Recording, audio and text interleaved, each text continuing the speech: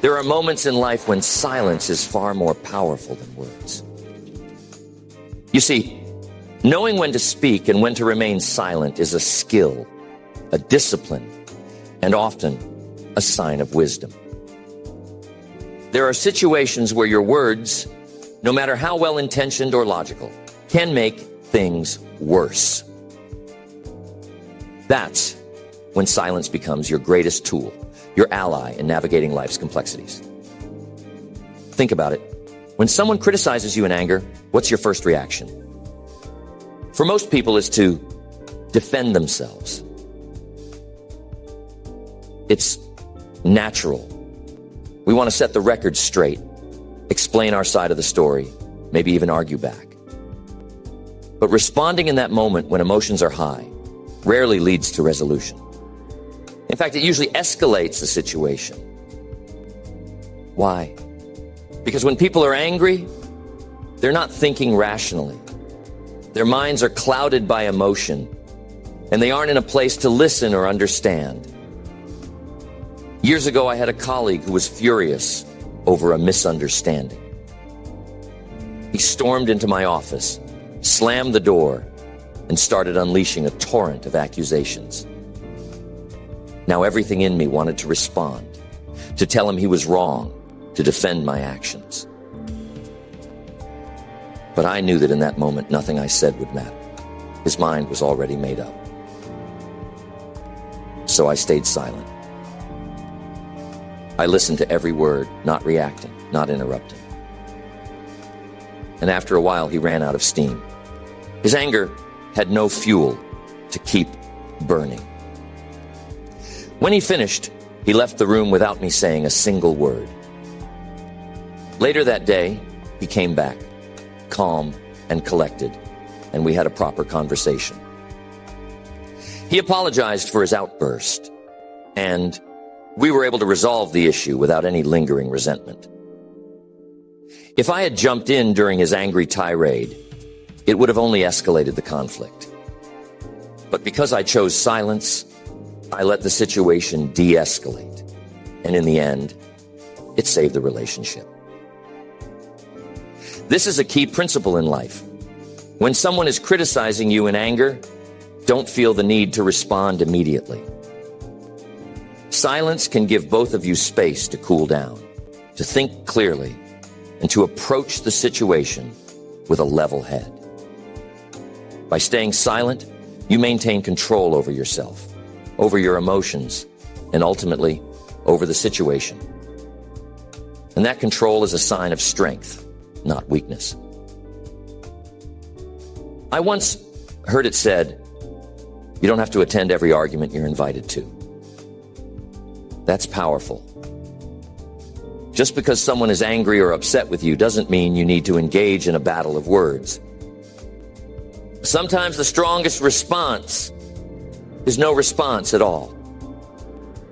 And here's the thing, silence in these moments doesn't mean you're agreeing with what's being said. It simply means you're choosing not to react in a way that will add more fuel to the fire. Imagine you're standing in front of a bonfire. The flames are high, the heat intense. Now you have two options. You can throw more wood onto the fire, making it blaze even hotter, or you can let the flames burn themselves out. That's what silence does. It allows the flames of anger to die down on their own. Words, on the other hand, can act like wood, feeding the fire, making it grow until it's out of control. But let me be clear. Silence isn't always about not speaking at all. Sometimes it's about timing. When the moment is right, when the other person has calmed down, that's when you can have a meaningful conversation. That's when you can address the issues at hand with clarity and understanding. But that moment won't come if you jump into the fray too soon. You've got to let the storm pass before you can navigate through it. Another critical time to be silent is when you're caught up in excitement. You're feeling great. Everything's going your way.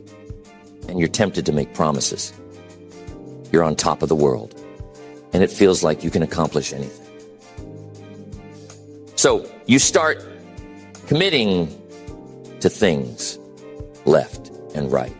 You tell people you'll do this, you'll help with that, you'll take on this new project. In the heat of the moment, it all seems possible. But here's the danger. Promises made in the midst of excitement are often promises that are hard to keep. Enthusiasm can make you overestimate your capacity. And when that initial rush fades, you're left with a mountain of commitments that you're not sure how to fulfill. The problem is, when you don't keep your promises, it doesn't just affect your credibility with others. It affects your credibility with yourself. I've seen this happen time and time again. Someone gets fired up about a new opportunity, a new goal, and in their excitement, they commit to too much. Maybe they promise to help with a project that's outside their expertise, or they agree to take on more responsibility than they can handle. And at first it feels great, but as time goes on, the reality of those commitments sets in. They find themselves overwhelmed, stressed, and struggling to keep up. Eventually, they have to backtrack on their promises. And that's when the real damage is done. Now, I'm not saying you shouldn't be excited. Excitement is a wonderful thing. It's the fuel that drives us forward, that gets us moving toward our goals. But excitement, like fire, needs to be managed. Temptation to commit before you've had time to think it through. Instead, be silent. Give yourself the time and space to reflect. And when you do speak, when you do make your decision, you'll do so from a place of confidence, wisdom, and clarity. And there's one more crucial moment where silence is golden. When you're in the presence of greatness. When you're around someone who has achieved what you aspire to. Someone whose wisdom and experience far surpasses your own. That's a time to listen more and talk less. So many people make the mistake of trying to impress those who are further along the path. They try to show what they know, to prove their worth through words. But what they don't realize is that true learning comes through listening. When you find yourself in the presence of someone with great wisdom or experience, and the natural inclination might be to show them how much you know, to talk about your own ideas, or to share your accomplishments. But here's a key truth. Those who have truly achieved greatness aren't impressed by how much you can talk. They're impressed by how much you're willing to learn. And the only way to learn from those who have walked a path you haven't is through silence and listening. I remember one of my early mentors, Mr. Schoff. Mr. Schoff was a man of tremendous success, and every time I was around him, I was eager to learn. But in those moments, I didn't do the talking. I let him speak. I soaked up every word he said. Mr. Schoff had something I wanted: success, wisdom, understanding. And I knew that if I spent my time trying to impress him with what I knew, I'd miss out on what he could teach me. I wasn't there to show off my knowledge. I was there to absorb his. Here's what you've got to understand. Greatness doesn't need to be acknowledged. Those who have achieved it don't need you to validate them by telling them how much you know. They already know what they've accomplished, what they appreciate, what they respect is the humility of someone who knows when to be quiet and listen. There's a time for asking questions, but the deeper questions come when you've already listened intently, when you've absorbed the foundational wisdom that's being offered. And I'm telling you, the lessons I learned from Mr. Schoaf didn't just come from the words he spoke. They came from his demeanor, from the way he handled himself in business, from his attitude toward life. If I had been busy talking, if I had been trying to impress him, I would have missed all of that. But because I was silent, because I listened, I was able to learn things that went far beyond what he said. His actions, his presence, his way of thinking, it all spoke volumes. But I only received those lessons because I was willing to be quiet and let the greatness around me do the teaching. Think about this. When you speak, you're only repeating what you already know. But when you listen, you're opening yourself up to learn something new. That's why silence in the presence of greatness is so important. It's an opportunity to expand your mind, to gain insights that you couldn't get on your own. And the only way to seize that opportunity is to stop talking and start listening. This principle applies not just to individuals, but to any situation where you're in the presence of something larger than yourself. It could be a profound idea, a complex challenge, or a significant event. Silence allows you to fully absorb the gravity of the moment. It's in those quiet moments that you gain perspective, that you see the bigger picture, that you come to understand things in a deeper way. Silence in the presence of greatness also teaches you humility. It reminds you that no matter how much you know, there's always more to learn. It puts you in the mindset of a student. And that's one of the most powerful places you can be. When you approach life as a student, when you're willing to be quiet and learn from those who have gone before you, the world opens up to you in ways you never imagined. I've often said, the more you know, the more you realize how much you don't know. And that realization doesn't come through speaking. It comes through listening, through observing, through taking in the wisdom and experience of others. Greatness is often quiet, subtle, and it reveals itself to those who are patient enough to sit in silence and absorb its lessons. Now let's consider another scenario where silence is invaluable when you're being provoked. This one is tough. There will be times in your life when people deliberately try to get under your skin, when they push your buttons, when they say or do things just to get a reaction out of you. Maybe it's out of jealousy. Maybe it's insecurity on their part. Or maybe it's just their nature to be confrontational. Whatever the reason, you'll face moments when people will provoke you, hoping you'll respond in anger or frustration. In those moments, the temptation to react can be overwhelming. You feel your heart rate rise, your face gets hot, and you just want to say something, anything, to defend yourself or to put the other person in their place. But here's the truth.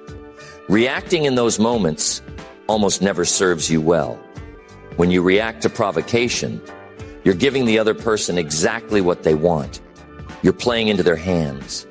And more often than not, you'll say or do something that you'll later regret.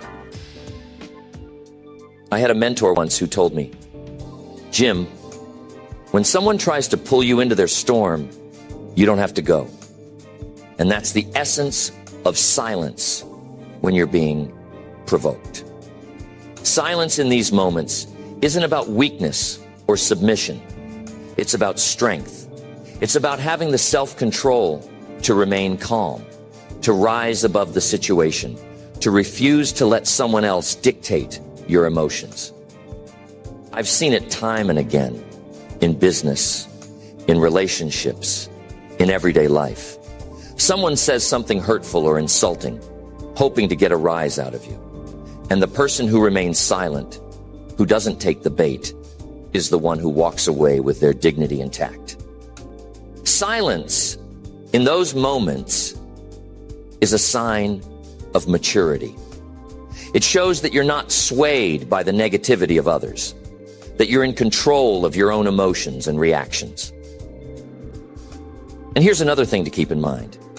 When you remain silent in the face of provocation, it often disarms the other person. They're expecting a reaction. They're ready for a fight. But when you don't engage, when you don't give them what they're looking for, it throws them off balance. It forces them to confront their own behavior, their own motives. Silence becomes a mirror that reflects their negativity back at them. I remember a story about a businessman I once worked with. He was constantly dealing with a competitor who loved to provoke him. This competitor would spread rumors, criticize him publicly, and do whatever he could to get a reaction. And for a while, my friend would respond. He'd defend himself. He'd argue back. He'd let the competitor drag him into a verbal sparring match. But it didn't help. In fact, it made things worse. One day, my friend decided to try a different approach. The next time his competitor tried to provoke him, he stayed silent. He didn't respond. He didn't acknowledge the insults. He simply went about his business. And something interesting happened. The competitor lost his power without a reaction to feed off of. His provocations fell flat. Over time, he stopped trying to provoke my friend altogether. And my friend's reputation grew stronger because he was seen as someone who wasn't easily rattled. That's the power of silence in the face of provocation. It shows strength, it shows self-control, and it ultimately gives you the upper hand. Silence allows you to rise above the fray, to maintain your composure, and to walk away with your dignity intact. But here's an important point. Silence doesn't mean you're suppressing your emotions. It doesn't mean you're bottling up your feelings or avoiding the issue. It means you're choosing not to react in the heat of the moment. You're giving yourself time to process, to think, to decide how you want to respond, if you even need to respond at all. Silence creates a buffer, a space where you can regain control of your emotions and make decisions from a place of clarity rather than impulsiveness. And that's one of the greatest lessons of silence. It gives you time to think, time to reflect, time to regain your balance.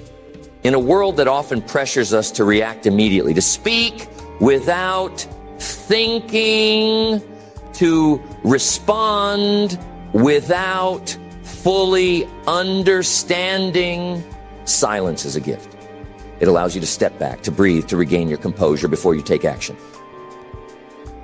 So the next time you find yourself in a situation where someone is trying to provoke you, where they're pushing your buttons and hoping for a reaction, remember the power of silence. Don't feel the need to engage. Don't let them pull you into their storm. Stay calm, stay silent, and let your silence speak for you. You'll be amazed at how much power that can give you. And let's not forget that silence in all of these situations isn't just about avoiding conflict or staying out of trouble. It's about cultivating inner peace. It's about knowing that you don't have to react to everything that happens around you. You don't have to have an opinion on everything. You don't have to respond to every criticism, every provocation, every challenge. Silence teaches you that sometimes the best response is no response at all. And when you master the art of silence, when you know when to speak and when to stay quiet, you'll find that you're not just navigating life more effectively. You're also living with more peace, more wisdom, and more strength.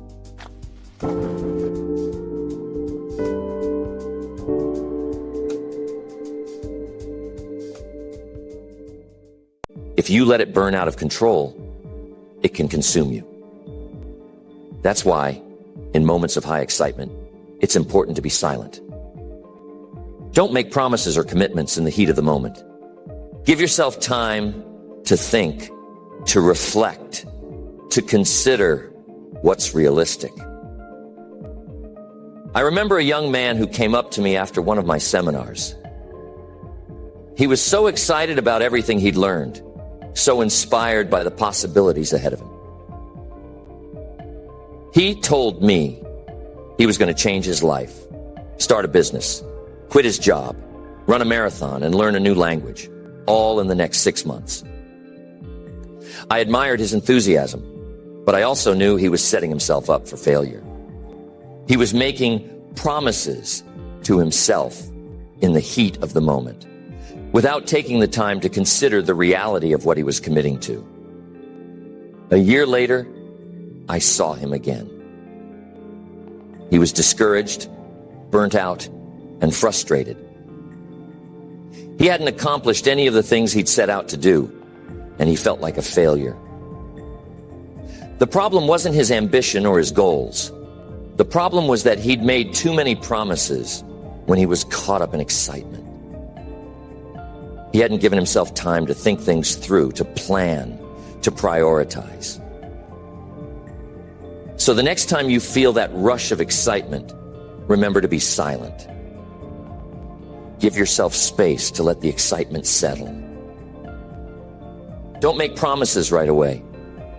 Take time to consider what's realistic, what's achievable, and what's truly important. Silence in those moments isn't about dampening your enthusiasm. It's about channeling it in a way that sets you up for success, not disappointment. Here's another time when silence is the best course of action, when you don't have all the facts. Now, this is a big one. How many times have you seen someone jump into a conversation, offer their opinion, or give advice without knowing the whole story? It happens all the time. People love to talk, love to share their thoughts, even when they don't fully understand what's going on. And more often than not, this leads to misunderstanding, confusion, and sometimes even conflict. I learned early on that it's better to be silent and listen than to speak when you don't have all the information. I remember a business meeting many years ago where one of the executives started offering solutions to a problem before he fully understood what the problem was. He jumped in with all sorts of ideas, eager to show his expertise. But he hadn't taken the time to ask the right questions, to gather the necessary information. As a result, his suggestions were completely off base, and the meeting went in circles for far longer than it needed to, all because he didn't be silent. When you don't have all the facts, silence is a sign of wisdom. It shows that you're willing to listen, to learn, to understand before you speak. And when you do finally speak, your words will carry more weight because they're grounded in knowledge, not assumption. And here's another one that we cannot neglect. The power of remaining silent when you don't have all the facts. You see, in many situations, people rush to fill the silence with their opinions, advice, or assumptions. There's an almost instinctual need to say something, anything, to prove they're engaged, to demonstrate their knowledge, or simply to avoid the discomfort of silence. But here's where the real wisdom comes into play. Silence allows you to gather more information, to see the situation from different angles, and to avoid unnecessary conflict. I remember a time when I was working with a team of executives on a major project. One of the newer members of the team was eager to make his mark. In a meeting, he was quick to offer solutions, quick to jump in with ideas, even though he hadn't fully understood the scope of the problem. Now his enthusiasm was commendable, but his lack of information was dangerous. His suggestions, though well-intentioned, were not relevant to the actual issue we were facing. The rest of the team had to spend extra time re-explaining the situation, and in the end, the entire meeting was less productive because of it. Had he chosen to be silent, to listen first, he could have offered something far more valuable. This isn't about staying silent forever. It's about being silent until you know enough to contribute meaningfully. There's a great saying, it's better to remain silent and be thought a fool than to speak and remove all doubt. That's a bit humorous, but there's a lot of truth in it. The less you say when you're unsure, the wiser you seem. But the benefit of silence when you don't have all the facts goes beyond just avoiding embarrassment. It helps you build credibility. When people know that you speak only when you're well informed, they'll listen more carefully when you do speak. Your words will carry more weight because they're rooted in understanding. You'll become someone whose opinion is trusted, not because you always have something to say, but because when you do say something, it's worth hearing. Another situation where silence is crucial: when someone else is sharing something important, something personal, something emotional. This is where a lot of people make a mistake. When someone opens up about their struggles, their fears, or their pain, the instinct is often to jump in with advice, to try to fix the problem, to say something that will make them feel better. But here's the thing. Sometimes people don't need your words. They don't need your advice. They just need you to listen. I learned this lesson the hard way early in my career. I was mentoring a young man who was going through a difficult time in his life. He came to me pouring out his heart, telling me about the challenges he was facing, the fears he had, and the uncertainty that was weighing him down. And what did I do? I immediately jumped in with advice. I told him what he needed to do, how he needed to think, and what steps he should take. I thought I was helping him. But here's what I didn't realize at the time. He wasn't looking for advice. He wasn't looking for a solution. He was looking for someone to listen, to acknowledge what he was feeling, to sit with him in that moment of vulnerability. By jumping in with my words, I missed an opportunity to connect with him on a deeper level. I missed the chance to offer the kind of support that only silence can provide. You see, silence in these moments isn't about doing nothing. It's about being fully present.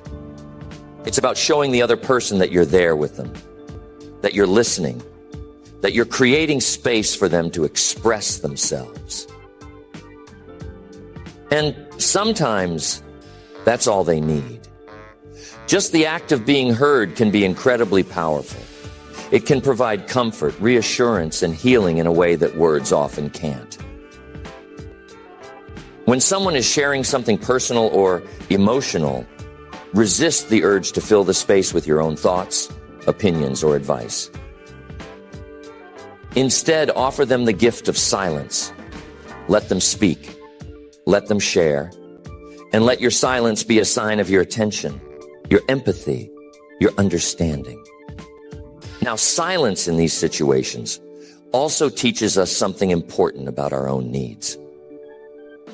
How many times have you found yourself sharing something difficult with someone, only to have them immediately offer advice or solutions?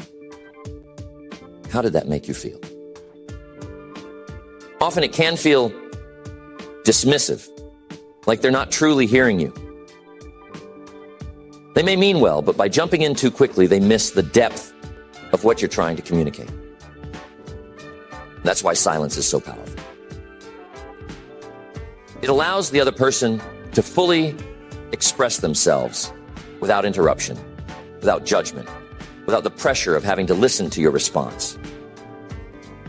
And in doing so, It shows them that they matter, that their feelings, their experiences, their story is important enough for you to simply listen. Another important time to be silent is when you're about to make a major decision. Too often, people rush into decisions, speaking their mind, declaring their intentions before they've had a chance to fully consider the consequences. But silence, taking the time to reflect, to think, to weigh the pros and cons, can save you from making a decision you'll later regret. I've seen this happen in business all too often. Someone gets an idea, and in their excitement, they immediately start talking about it, sharing it with others, committing to it before they've fully thought it through. And what happens? They realize later that they didn't consider all the angles, didn't foresee the challenges, didn't think about the long-term implications. But by that point, they've already spoken their intentions. And now they're locked into a course of action that may not be the best one. That's why silence is so valuable when you're on the brink of a major decision. It gives you the space to think, to gather more information, to consider different perspectives. It prevents you from rushing into something based on impulse or emotion. And when you finally do speak, when you finally do make that decision, you can do so with confidence, knowing that you've thought it through, that you've weighed the options, that you're making the best choice. I remember a time early in my career when I was presented with a business opportunity. It seemed like a great idea at first glance. Exciting, full of potential. I was tempted to jump in right away, to say yes, to commit. But something told me to pause, to remain silent, to give myself time to think. And I'm glad I did. After doing more research, after talking to a few trusted advisors, I realized that the opportunity wasn't as great as it seemed. There were hidden risks, challenges I hadn't considered, and in the end, I decided not to pursue it. Had I spoken too soon? Had I made a decision in the heat of the moment? I would have found myself in a difficult situation later on. This is the power of silence. It gives you time to reflect, time to gather more information, time to consider the long-term implications of your decisions. And that time, that silence, can make all the difference between success and failure, between making a wise decision and a hasty one. But here's something else to consider. Silence in decision-making isn't just about what's happening on the outside. It's also about what's happening on the inside. When you give yourself the gift of silence, you create space for clarity. You allow your mind to settle, your thoughts to organize themselves, your intuition to speak. And that inner clarity is often what leads to the best decisions. So the next time you're faced with a major decision, resist the urge to speak too soon. Resist the temptation